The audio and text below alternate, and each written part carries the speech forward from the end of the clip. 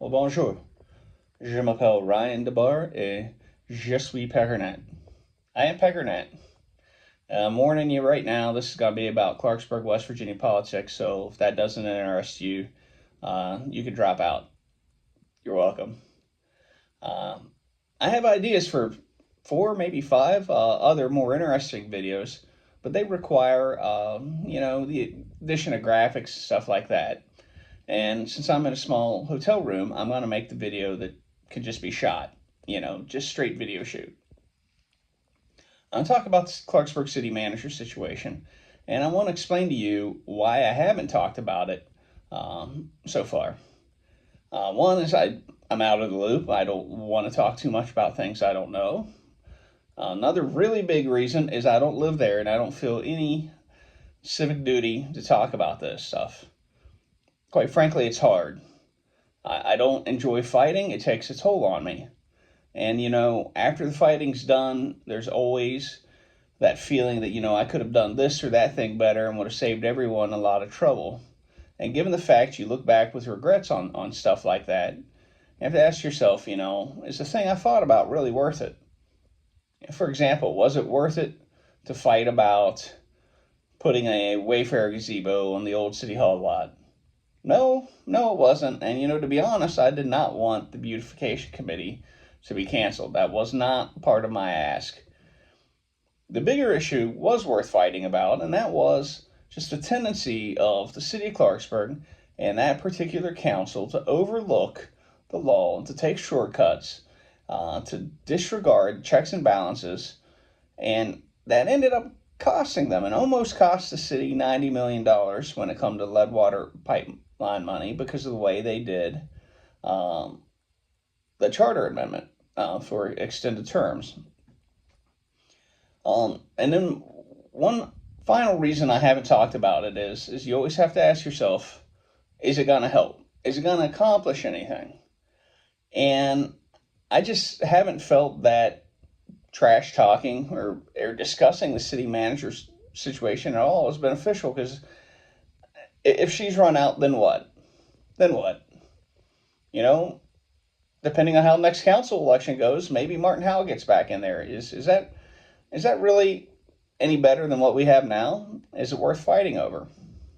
I don't think it was. But there's one thing I do want to talk about now, having said all that and wasted 2 minutes of your time. I think it matters, and I'm going to explain what it is and why it matters. One of the many accusations against the current city manager is that her husband was hired by the same investment firm that has taken an interest in the former Waldo Hotel and the golf building. It seems to be absolutely true that happened because she recused herself from recent votes on tax increment finance districts for those buildings. She recused herself after this ethics complaint was filed. She more or less admitted that part of it was true, and that she may not be admitting any guilt. If she were a federal employee, this would be pretty much open and shut bribery, or at least conflict of interest laws. That's hiring someone's spouse when they're overseeing a contract on your business or something. That's textbook bribery. It's absolutely 100% highly illegal under federal law, but she's not a federal employee. I looked under state law, and state law says that if you're an officer of the state, which she is because cities are a subdivision of the state of West Virginia, then you cannot take any official act that benefits you or benefits you personally. I'm sure she's taken acts that has benefited her husband's employer. She may have abstained from this vote, but I have a feeling, I know that her fingerprints, her signature, whatever, is all over documents, emails pertaining to the acquisition of these properties. The question is, the state laws specify whether or not hiring someone's spouse is personally benefiting them. It doesn't say it verbatim in the law. Is there case law? I don't know. That's something for an attorney to answer. So, they say they're waiting on the ethics commission to rule and see what happens. I'm just going to throw out there that although the Supreme Court in the United States has ruled that federal bribery laws do not apply to local officials in normal situations, when it comes to spending federal money, grant money, etc., given to cities, that's still unclear. And this matters because if they want to seek historic preservation money, grants, loans from the federal government for either the golf building, or the Waldo Hotel, she might run afoul of the law there. Doesn't mean she's going to be a criminal. I don't know, and I'm not saying that. I'm saying it could affect whether or not those grants, loans are awarded.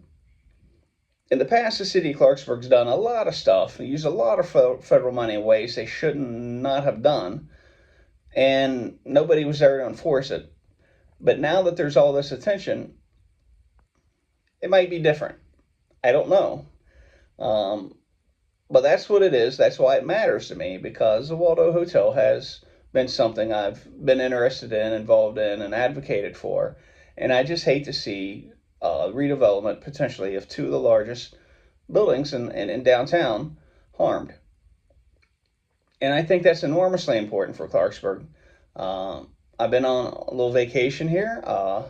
I walked 150 miles in about 12 days, and I'm just looking at old stuff, looking at cities, new buildings, old buildings, historic buildings, and that's something Bridgeport really doesn't have and can never have, but Clarksburg has. It's the thing that really makes Clarksburg stand out, and that sort of population, or at least built density that they have, distinguishes Clarksburg from Bridgeport and many of its competitors. And I would like to see those buildings saved and rehabbed. And I think that's the future of Clarksburg. And people have asked me, are you excited about the Waldo Hotel? And I've never said yes because I've been down this road before.